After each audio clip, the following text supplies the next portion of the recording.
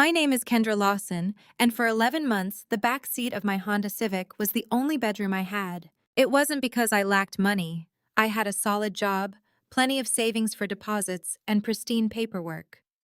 Yet, for 5 long years, my stepmother made it her personal mission to destroy every single apartment lease I ever tried to sign.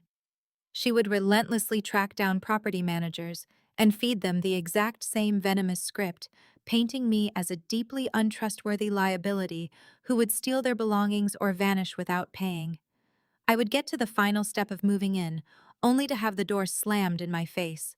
While I slept in freezing temperatures, my father sent me exactly one text message: "Beg for forgiveness, and we'll let you return." I never replied. I knew it wasn't an invitation to come home. It was a demand for my absolute surrender. Then, everything changed on a dreary afternoon outside a cheap laundromat.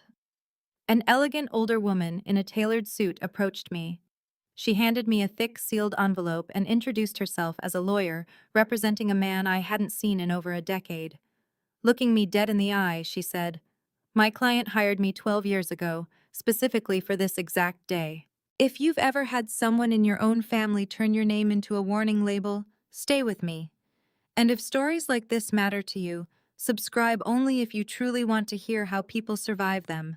Before the parking lots and laundromats, I grew up behind a stone gate in Greenwich, Connecticut. The estate was sprawling, immaculate, and utterly devoid of warmth.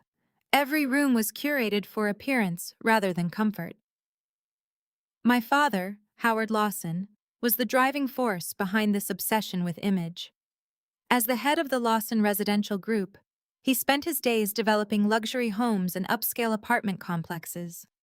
He built beautiful sanctuaries for the wealthy elite, yet his own house felt more like a sterile corporate showroom. When Marlene Drake married my father, she seamlessly slipped into this rigid environment. On the surface, she was the epitome of a perfect society wife. She was unfailingly polite, knew how to charm high-net-worth donors, and always maintained a flawless, camera-ready smile. Publicly, she even served as the face of the Lawson Housing Initiative, a charity dedicated to providing safe and affordable living situations for young women in crisis. The hypocrisy was suffocating.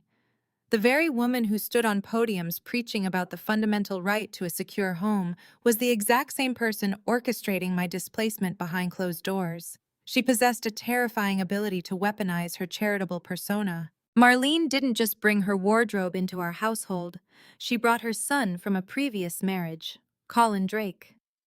Almost immediately, Colin was absorbed into the Lawson residential empire. My father practically rolled out the red carpet for his new stepson. Colin was handed a corner office with a panoramic view, invited to sit in on executive board meetings, and aggressively introduced to investors as the future of the company. I watched from the sidelines as my father mentored Colin with a level of patience and enthusiasm he had never directed toward me. Any attempt I made to participate in the family business was swiftly brushed aside, treated as an annoying interruption rather than a genuine display of ambition. My alienation worsened when I started asking questions about the financial arrangements left by my maternal grandfather, Russell Vance. Russell was a pragmatic man who never believed in vague verbal promises. He trusted ironclad paperwork. Knowing the complicated dynamics of my household, he had wisely established a substantial trust fund, specifically in my name. Its sole purpose was to ensure I would always have reliable housing, the means to continue my higher education, and financial independence from Howard. My grandfather wanted me protected. However, my father legally controlled the distribution of those assets. Whenever I politely requested access to the funds to secure a place of my own, Howard would dismiss me with a cold stare.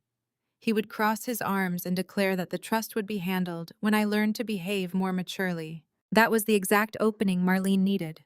She expertly reinforced my father's baseless justifications, subtly shifting the narrative to paint me as the core problem. During formal dinners or conversations with relatives, she began dropping calculated adjectives to describe my character. She would sigh heavily, look at me with feigned pity, and call me unstable. She would shake her head, labeling me ungrateful. If I showed the slightest hint of frustration, she immediately deemed me not ready for any real responsibility. I was slowly being written out of my own life, categorized as a troubled burden, while they solidified their absolute control over my future. The first lease fell apart the week I was supposed to pick up the keys. It was a small, modest studio across town. Nothing spectacular, but it was mine. I had successfully passed the initial background check, submitted my employment verification, and had the security deposit sitting securely in my checking account. I was practically packing my bags when the property manager called. His tone on the phone was incredibly awkward and hesitant. He cleared his throat several times before vaguely mentioning a sudden concern from a family reference. I stood frozen in the middle of the sidewalk, completely bewildered. I had explicitly avoided listing anyone from Greenwich on my application forms. There was absolutely no reason for my stepmother to be involved, yet her invisible hand had somehow reached into my private affairs. I brushed it off as a bizarre administrative fluke and tried again. A month later, another promising apartment application was abruptly canceled during the final verification step. The leasing agent suddenly stopped returning my calls and simply mailed my check back without a single word of explanation. By the third attempt, the rejection was brutally direct. An independent landlord, an older man who managed a quiet duplex, looked me straight in the eye and stated he couldn't rent to me. He admitted that someone had anonymously warned him I had a troubling history of taking valuable items and money from my previous residence. The pattern became undeniably clear. Every single time I was inches away from securing a safe place to sleep, Marlene found a way to intervene. She didn't need to scream, hire expensive private investigators, or file frivolous lawsuits. All she had to do was make one polite phone call or send a brief, elegantly worded email to the right leasing office. She specialized in planting just enough plausible doubt into the minds of property managers, who already hated dealing with risky tenants. Once I realized the true scope of her sabotage, I stopped reacting with shock and started operating with cold precision. I began obsessively keeping every single piece of documentation. I hoarded printed rejection emails, backed up bizarre voicemails from landlords, cataloged every refunded deposit slip, and took detailed screenshots of my pristine financial records. If she was building a false narrative, I was quietly building an impenetrable archive of the truth. While my file of evidence grew thicker, my physical reality grew much harsher. I maintained a grueling schedule working the evening shift at a local logistics company, completely hiding my desperate situation from my coworkers. When my shift finally ended, I would drive directly to a 24-hour gym just to take a hot shower and wash my uniform in the sink. I spent my mornings sitting in the public library, charging my phone, and tirelessly applying for new rentals on their computers. At night, I navigated the city seeking out well-lit, secure parking lots where I could recline my driver's seat and sleep without the constant fear of a window being smashed. During those exhausting months, my best friend, Tessa Morales, was my only lifeline. On the most brutally cold mornings, she would let me into her apartment so I could sit in her warm kitchen and drink a cup of hot coffee before facing the day. Tessa constantly begged me to just move into her spare room. She offered her couch, her floor, anything to get me out of the freezing temperatures. But I stubbornly refused. I knew exactly how vindictive my family could be, and I was terrified Marlene would somehow drag Tessa's name into this toxic mess. I couldn't risk ruining her life, so I kept my head down, focused purely on surviving each grueling day, and fiercely protected my evidence. The text from Dad came while I was folding my work shirts under the fluorescent lights of a laundromat. The vibration of my phone startled me. I looked at the glowing screen and read the brief message from Howard. Beg for forgiveness, and will let you return. I stared at the harsh letters for a long time. There were absolutely no questions about my well-being. He didn't ask if I was safe, where I was sleeping, or if I needed food. I instantly understood the cold reality behind those words. Howard was fully aware of exactly how I was living, yet he was actively choosing to leverage my desperation to force my complete submission. I didn't type a single word in response. Instead, I took a screenshot of the demand, locked my screen, and added the image to my growing digital archive of evidence. Just as I tossed my phone back into my duffel bag, the heavy glass door of the laundromat swung open. A sudden rush of freezing wind blew inside, followed by an older woman. Dressed in a meticulously tailored professional suit, she looked entirely out of place among the rattling washing machines. She scanned the empty room, her eyes quickly locking onto me. She walked over with purposeful steps and quietly asked if I was Kendra Lawson. I tensed up, my guard rising immediately.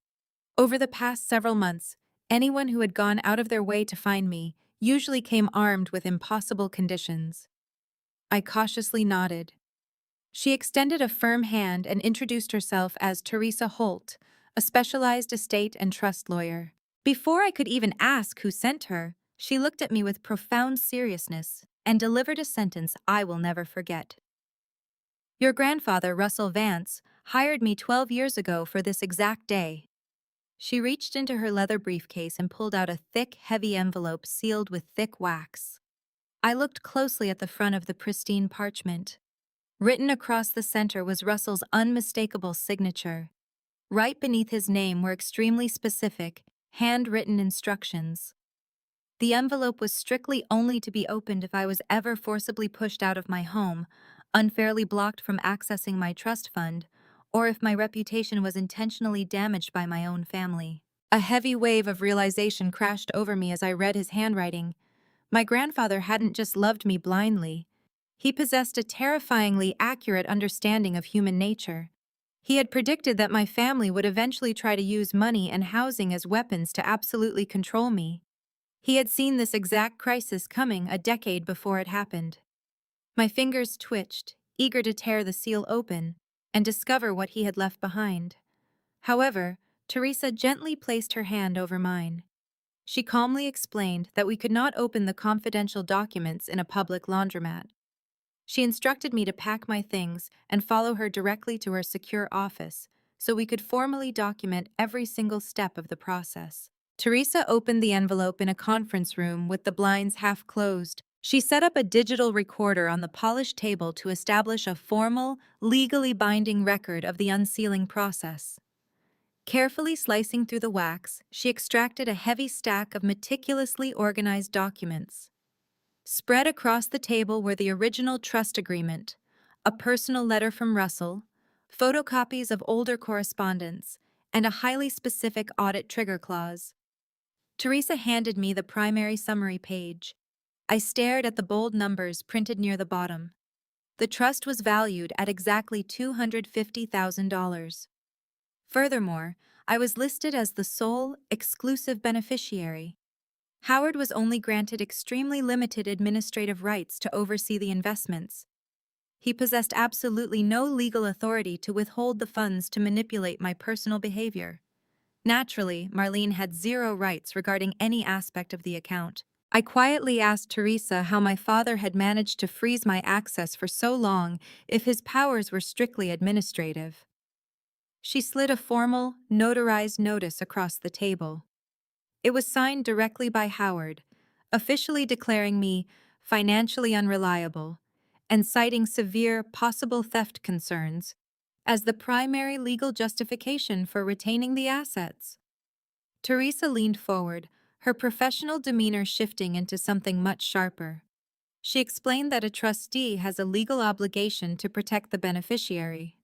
However, if this devastating notice was filed based on fabricated information or manipulated evidence, the deliberate freezing of the account immediately escalated from a mere family dispute to a severe breach of fiduciary duty and bad faith administration. The law simply did not allow a trustee to invent malicious lies just to punish a beneficiary. Beneath the dense legal filings was a handwritten letter from my grandfather. It was remarkably brief, pragmatic, and entirely devoid of flowery sentiment. He simply wrote that if I was currently reading this document, it meant someone had successfully weaponized my inherent desire for independence and cruelly turned it into evidence against me. He knew I would never fail on my own terms.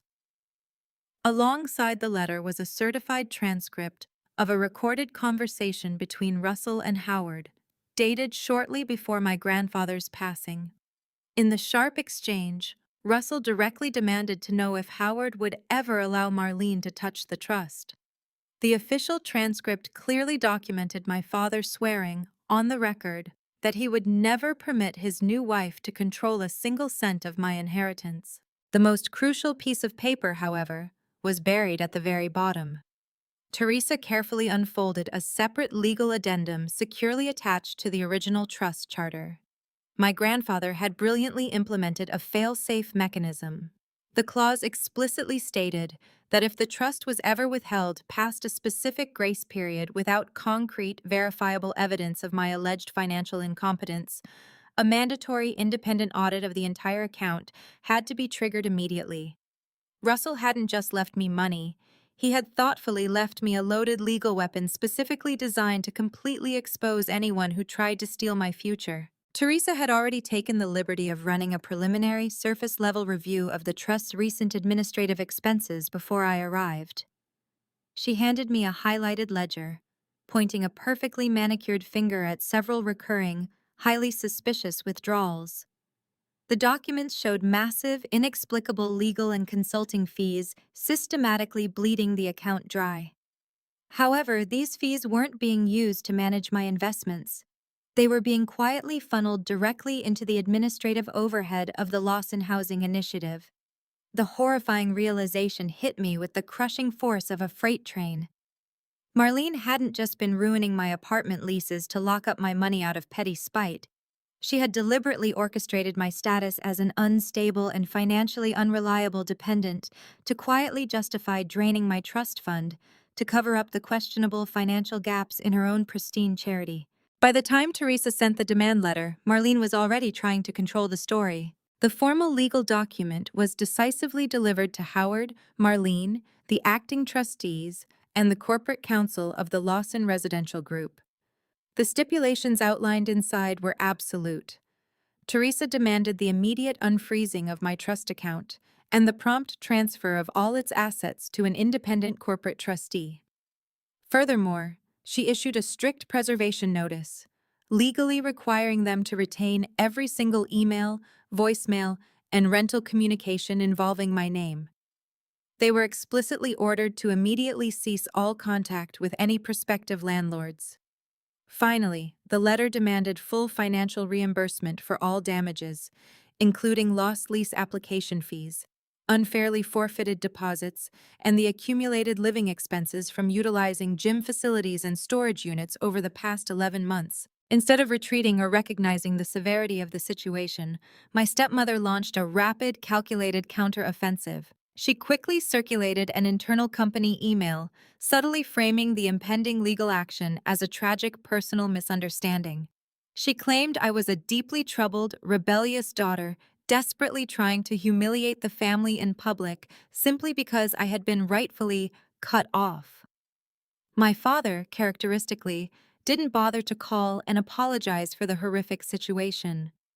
Instead, he routed a brief message through his own legal representation, requesting a quiet, private meeting back at the Greenwich house to settle things amicably. Teresa instantly advised against it. She firmly stated that we would not engage in any unrecorded conversations behind closed doors, where they could easily manipulate the environment and twist the narrative to their advantage. However, the preservation notice unexpectedly triggered a chain reaction that my family hadn't anticipated. Brian Maddox, one of the property managers who had previously rejected my application, cautiously contacted Teresa's office. He confessed that he still had the original email from Marlene saved in his archives. Looking closely at the timestamps and hidden CC fields, Brian realized that the message wasn't just a one-time warning. It was actually part of a coordinated template sent to multiple properties across the area. Meanwhile, Teresa noted that Gwen Palmer, a prominent business journalist, had recently started investigating the development timelines of the Lawson Residential Group. Gwen was aggressively seeking verifiable records, but she was currently hitting a wall of corporate silence. The pressure on my father's company was slowly but steadily building from multiple outside angles, Despite the looming legal threats and the growing scrutiny, Marlene proceeded with her grandest annual event, the Lawson Housing Initiative Charity Gala. The heavily publicized theme for the elegant evening was, ironically, safe housing for young women. Initially, I had absolutely no desire to attend the event.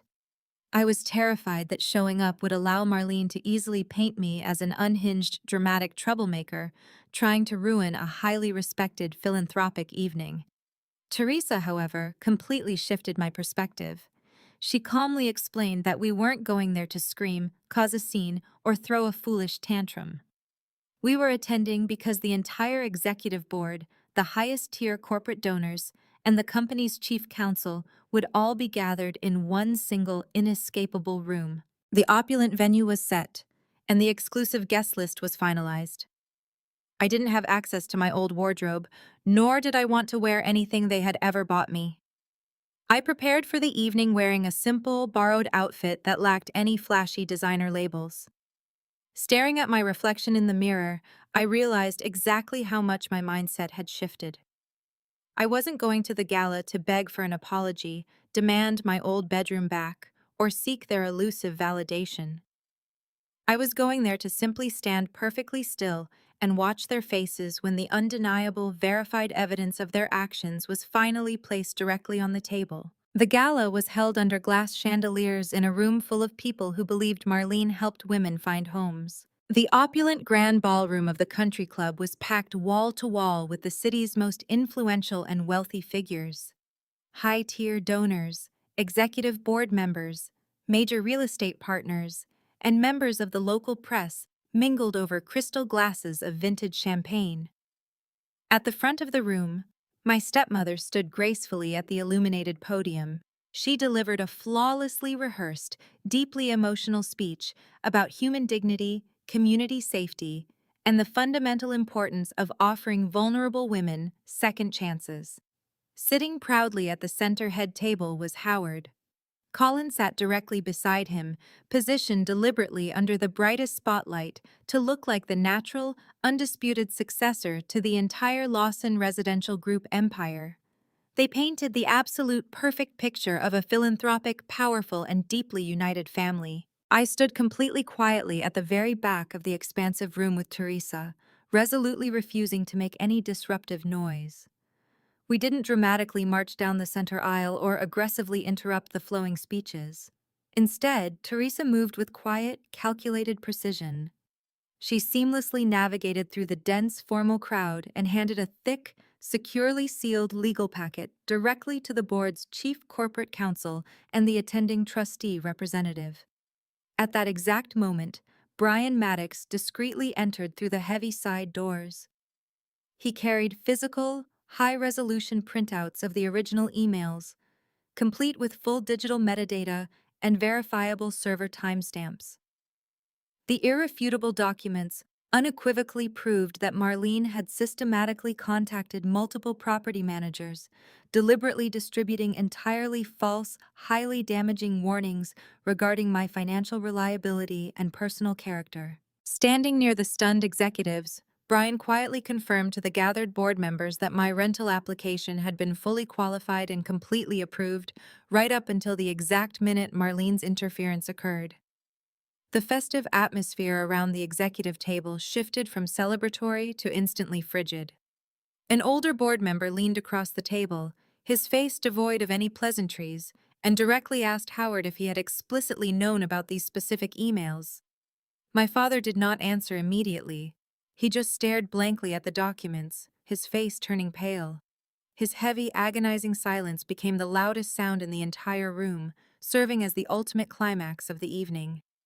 Panicking, Marlene quickly stepped down from the podium and rushed over, desperately trying to whisper that this was simply a private family matter that had been unfortunately blown completely out of proportion by an angry daughter. Teresa didn't raise her voice, but her cold, measured response cut through the rising tension like a surgical scalpel. Using incredibly sharp, brief legal language, she explained that when a high-ranking charity officer actively utilizes a professional corporate housing network to intentionally block a legal trust beneficiary from securing safe shelter, it entirely ceases to be a private domestic issue. It immediately becomes a documented abuse of power and a massive corporate liability for everyone involved. Standing near the back wall, Gwen Palmer watched the entire devastating exchange unfold. The experienced journalist didn't cause a noisy scene, shout disruptive questions, or shove a recorder in anyone's face. She simply observed the breakdown carefully, quietly verified the circulating facts with her inside sources, and mentally prepared the explosive investigative article that would inevitably drop once the legal filings became public record in the morning. The elite crowd hadn't even finished their main courses when the family empire began to visibly fracture. To protect the organization's rapidly deteriorating reputation, the board quietly but firmly demanded that Marlene step down from her executive role at the Lawson Housing Initiative that very night. Howard was abruptly informed by the corporate council that he would be temporarily suspended from his prestigious role as chairman, while a comprehensive, independent financial audit was conducted on both the charity and my personal trust. Furthermore, Colin was immediately pulled from the evening's schedule. He was no longer permitted to present the upcoming luxury development project, as the board realized his rapid corporate ascension was directly tied to the unethical system his mother had constructed. I didn't stay to watch the messy rest of the evening unfold. I turned around and walked out of the opulent ballroom long before the event concluded, entirely uninterested in seeing how the wealthy, judgmental crowd looked at me now. Months later, I signed a lease with my own name, my own deposit, and no family reference attached. The trust was officially transferred to an independent corporate trustee, and the arbitrary freeze was permanently lifted. I finally regained full access to my inheritance exactly as my grandfather had originally intended. The financial consequences for my family were severe, immediate, and utterly irreversible. Howard was legally forced to repay all the exorbitant legal fees he had inappropriately drained from the account, along with the wrongfully withheld distributions. Marlene was compelled to sign an ironclad settlement regarding her blatant defamation and deliberate interference with my rental opportunities. The legally binding agreement strictly banned her from ever contacting my landlords, employers, property managers, or professional donors again. The professional fallout was swift and merciless. Following the comprehensive internal audit, Marlene permanently lost her executive position at the Lawson Housing Initiative and was systematically removed from all related philanthropic boards. Howard was forced to quietly resign from his prestigious position as chair of the Lawson Residential Group. The massive corporate scandal caused the company to lose several key high-net-worth donors overnight, and a major luxury development project was indefinitely delayed pending further external review. Without his mother's manufactured influence or his stepfather's unearned protection, Colin instantly lost his expensive corner office, his guaranteed succession role, and his unearned ability to use the Lawson name as an elite social launchpad in Greenwich. Despite the total collapse of their manipulative control, nobody in that house ever offered a genuine apology. Howard sent a pathetic handwritten letter stating that he just wanted to talk as a family, completely ignoring the hell he had put me through. Marlene sent a lengthy, manipulative email explaining that she had only ever tried to protect the family from my supposed instability. I never agreed to meet Howard privately. Instead, I blocked all their phone numbers and officially informed them through Teresa that any future communication had to go directly through my legal representation. I never returned to the Greenwich house. I didn't attend any family holidays. I didn't send them updates about my life, and I never replied to Colin's frantic messages. I simply walked away and built a quiet, secure life entirely on my own terms. Looking back on those freezing nights sleeping in the back seat of my Honda Civic, I realized the most important truth I learned. When your own family actively uses basic necessities like safe housing, financial stability, and your personal reputation as weapons to completely control and humiliate you, walking away is not an act of cruelty. Cutting them off isn't a betrayal. It is simply a necessary boundary for your own survival. You are never, ever obligated to negotiate with people who actively orchestrate your destruction just to keep you obedient. Thank you so much for taking the time to listen to my story all the way to the very end. If you have ever had to set a difficult boundary to protect your own peace and mental health, please feel free to share your thoughts, stories, or experiences in the comments below.